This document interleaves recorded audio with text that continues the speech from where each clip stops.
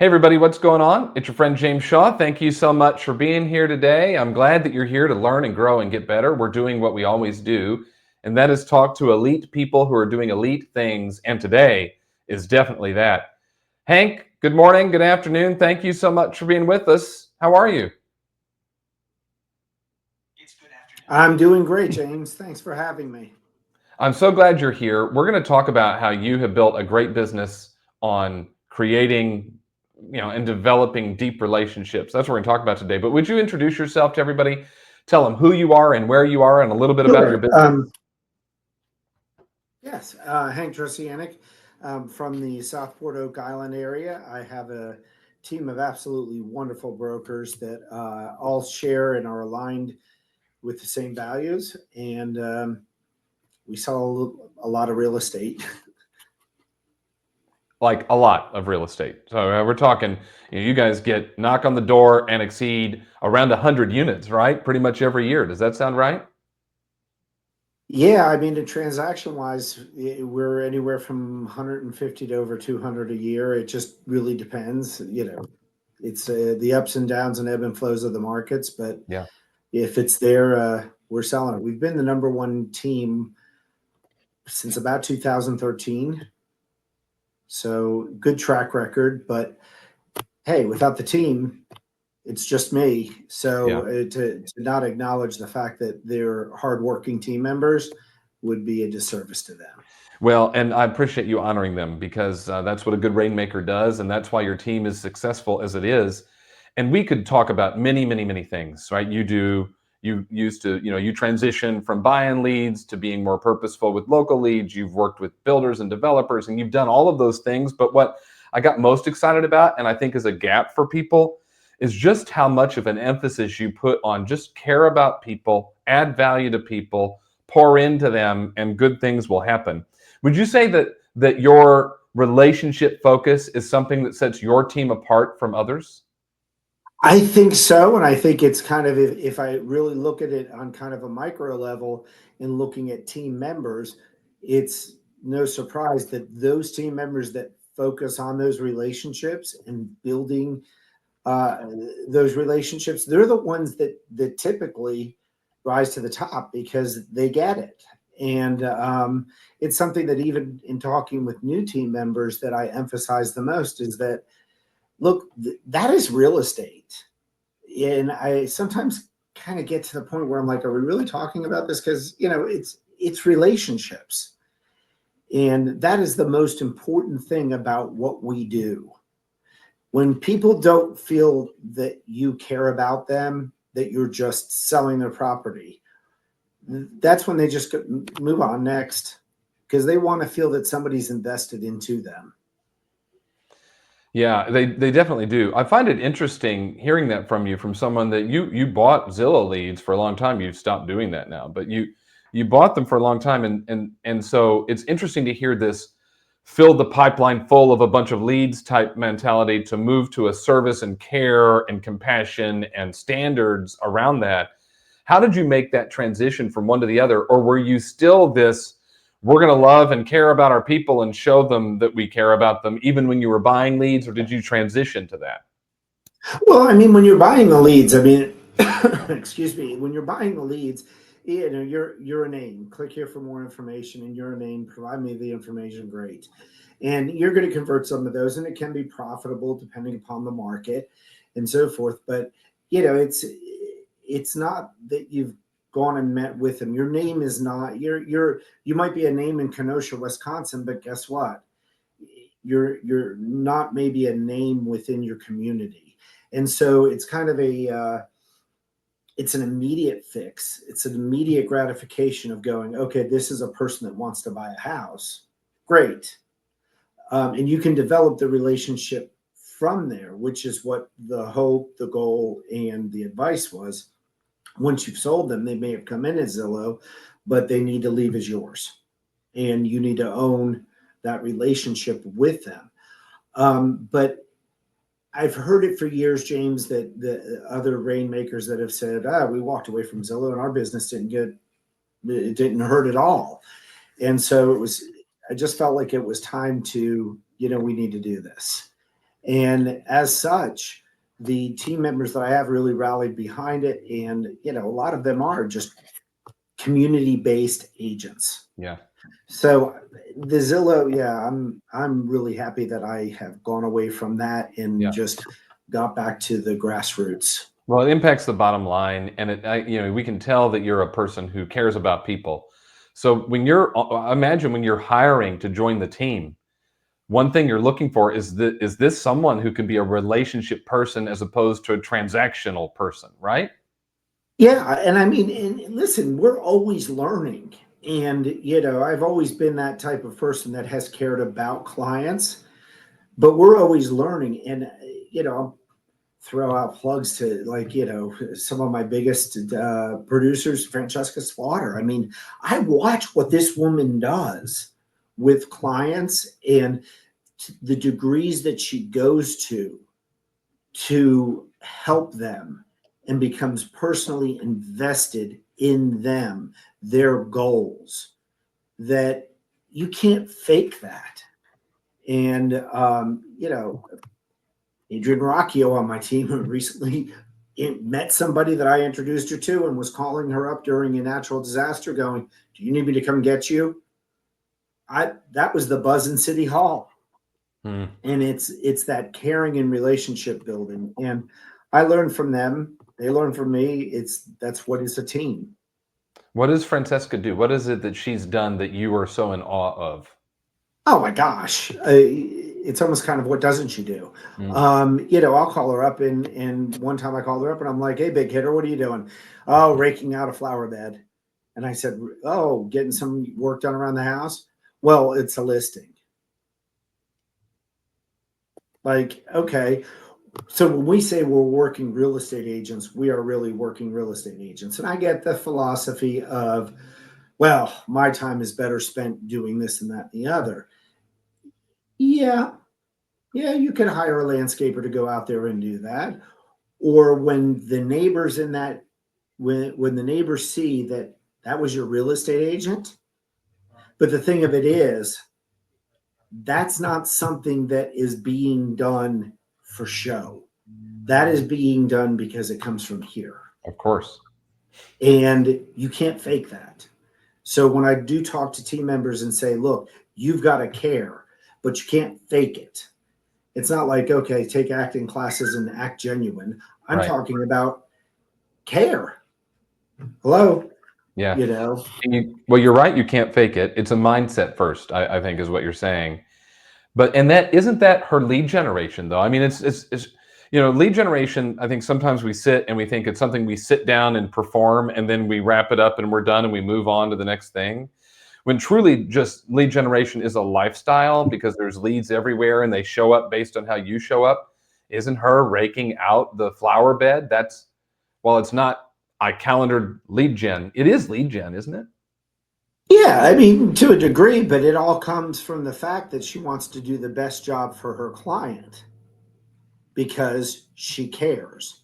So that's kind of that is the benefit of it. But I definitely wouldn't say she's going out to rake out a flower bed and go, "Hey, I'm going to spend an hour raking out a flower bed while lead genning." That's right. Yeah. Um, it just, people see it, and then people go, "That's genuine.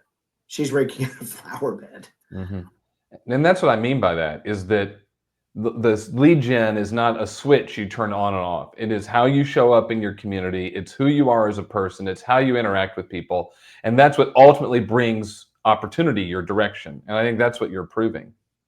The Mm-hmm. you told Vicky as we were talking about doing this interview that you're focused on service above self. Tell me about that and give me an example of how that shows up.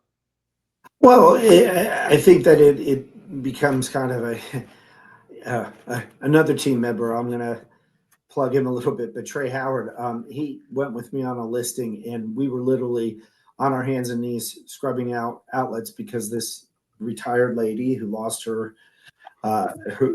partner couldn't afford to buy new outlets, but we knew we needed to get every penny out of it. So, yeah, okay, you can take a hit because it's not popping. That is just, it's not popping, it's not shiny, it's not new. or you know that that service that you're doing is above yourself because you're not looking at it of I'm not being paid to do this. She needs help. At the end of the day, this is an older woman that needs to move on to the next chapter of her life, and she's counting on us. Service above self. Help her. And that's, I mean, it's simple. And again, I could go down the whole list of the whole roster of team members that I've got, but we're all aligned in that thinking that we do what we have to do. I think it requires you to pay attention and listen to what your clients are telling you and what they're saying so that you know how to best serve them. Would that be right? Absolutely. God gave us two ears and one mouth because we should listen twice as much as we talk. And if you just ask the right questions, you can find out what is really important to them. Not to use it against them, but to remind them at times, what is my why? Why am I doing this? Why am I selling? I'm selling because I want to be closer to my grandkids and their soccer games and this and that and the other thing. So there can be a lot of great things that come out of a conversation that stems from care. Mm-hmm. We care about why you're doing this and we want to help you get to that point, but learn as much as you can as to what is their motivation and how do you help get them to that point, not throwing them under the bus, but Of course. how do you help them get to that point while reminding them that when we sat down, I think you had mentioned this was your main goal.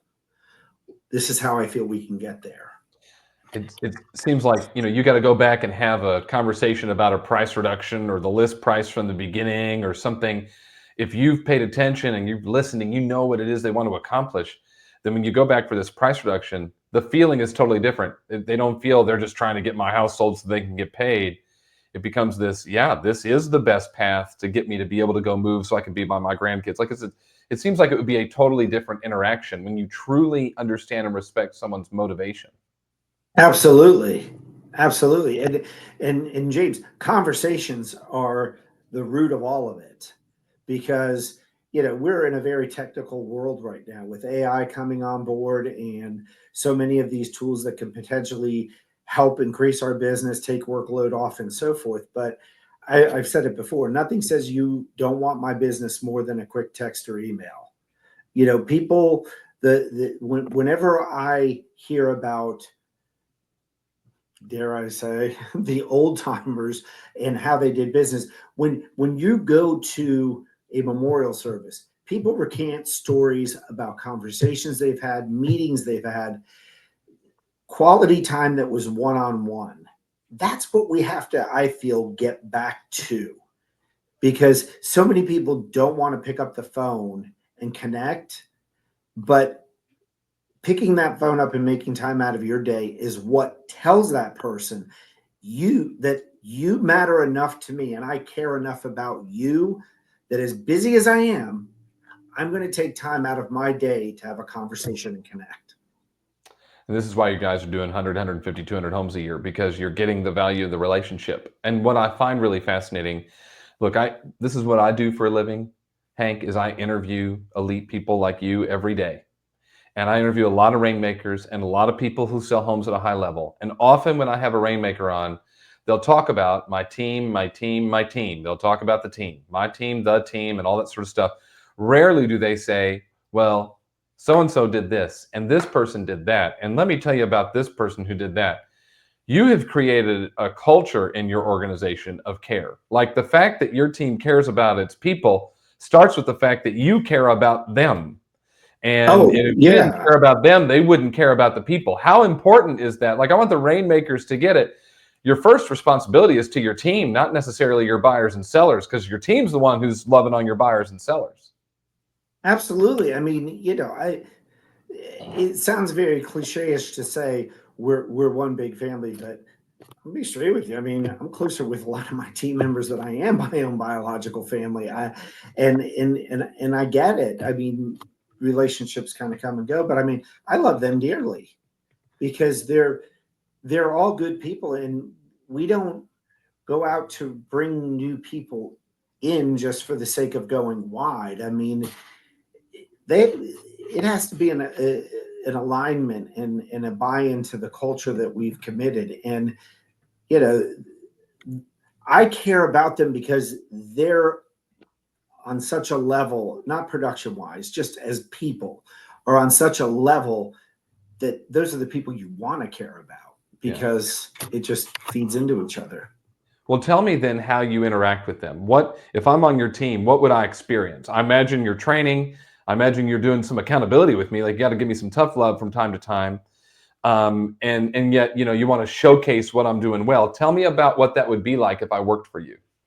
Well, I mean, one of the things is we just got out of a forms training, because I'm a firm believer no matter how much you think you know, you don't know it all, because if I did know it all, I wouldn't know half the people I do. But so we do the training. I try to make myself as accessible, to whenever they make a phone call, hey, look, I've got a problem, and so forth. The biggest, I think the biggest give that I can do for somebody is to give them my time and to let them know you're not walking this walk alone.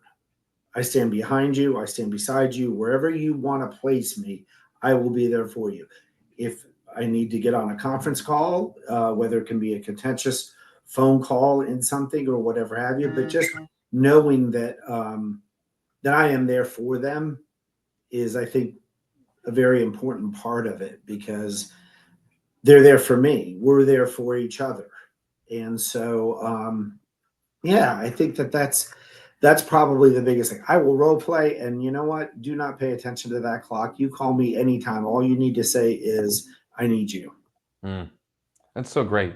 I love all that, and it seems wonderful. And I also feel like though that you probably have to systematize some of this stuff in some way. That you need to have a system to be able to make sure your past clients know that you care, that your current and active clients know that you're on their side. What are some, things that you repeat that other people could add to their world as well? Just they already care, but just some systems to really reinforce it.